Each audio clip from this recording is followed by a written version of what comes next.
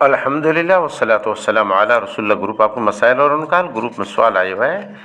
हिकिड़ी ॿकरी क़ुर्बानीअ लाइ असां तयारु कई, मगर इन ॿकरीअ जो हिकिड़ो थणु ॾेढो आहे या आई आहे न, इन जे मुतालिक़ शरअन कहिड़ो हुकुम आहे, क़ुर्बानी थींदी या न।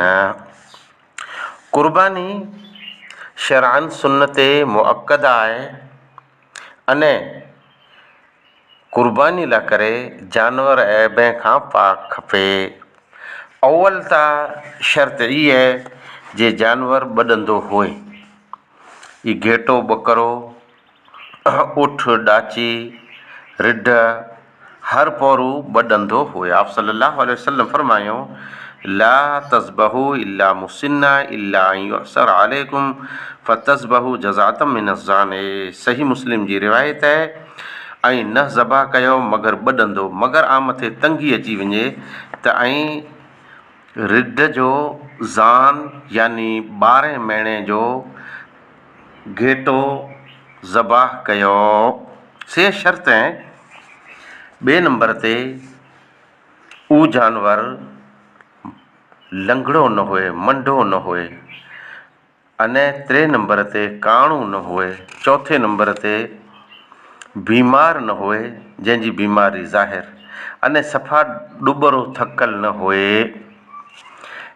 ई जेकॾहिं इन में मुंदा आई त क़ुर्बानी कीन थींदी। पहिलो मुंदो ॿॾंदो न आई अने 4 ॿिया मुंदा बीमारियूं ऐब त इन जी क़ुर्बानी आई आहे न। मतिलब ई जे अव्वल नंबर जी फस्ट क़ुर्बानी सवाब सुन्नत जे मुताबिक़ उनखे जंहिंजो जानवर ॿॾंदो हूंदो अने हर ऐब खां पाक हूंदो।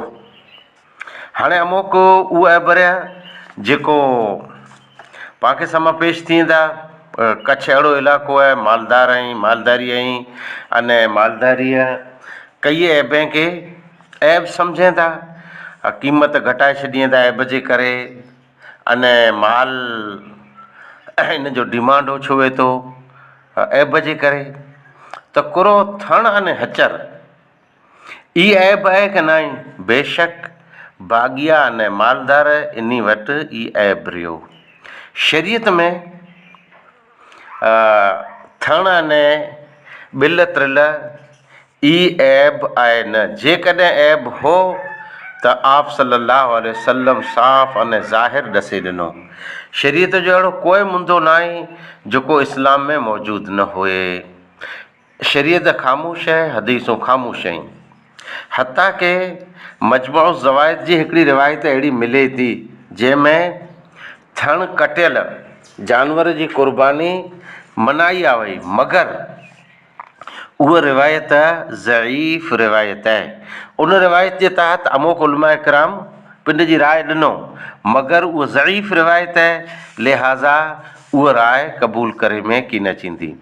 बाक़ी ॿिया नंढा नंढा ऐब जीअं त आप सल्लल्लाहु अलैहि वसल्लम साहबा इकराम खे हुकुम ॾींदा हुआ, अने साहबा इकराम जॾहिं क़ुर्बानी जो जानवर गिने लाइ वेंदा हुआ तॾहिं ख़ुदि साहबा इकराम फरमायूं, जीअं हज़रत अली रज़ी अल्लाह ताला अन्हु रिवायत कईं था त अमरना रसूलुल्लाह सल्लल्लाहु अलैहि वसल्लम अन नस्तशरिफ़ल आइन वल उज़ुन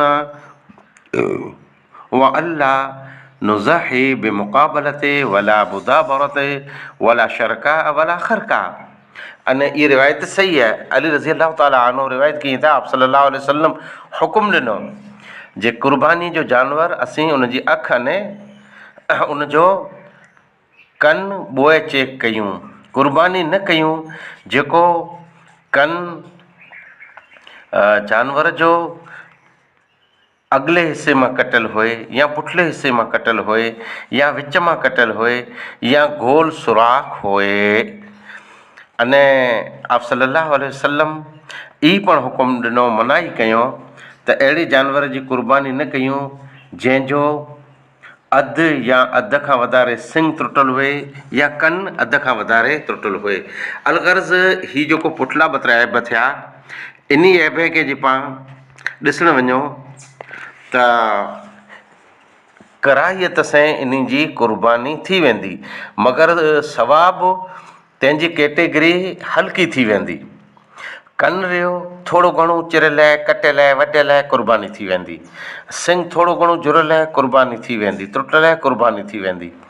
अच्छा, पोइ जंहिंखे असीं बांडो चवंदा, बांडो एतिरे जंहिंजो पुछ मामूली हुए थो, क़ुर्बानी थी वेंदी। पर अव्वल बहितर अने अफ़ज़ल इहा आहे त हर क़िस्म जो ऐब तंहिंखां ई जनावर पाक हुए। मूंखे जे ही सुवालु पुछियो हुयो ख़ासि थण कटियल जो या जंहिंजो ॾेढो थण आहे, त मुंहिंजे नज़दीक इहा क़ुर्बानी जाइज़ आहे। वाख़िर दवाना अल्हम्दुलिल्लाहि रब्बिल आलमीन।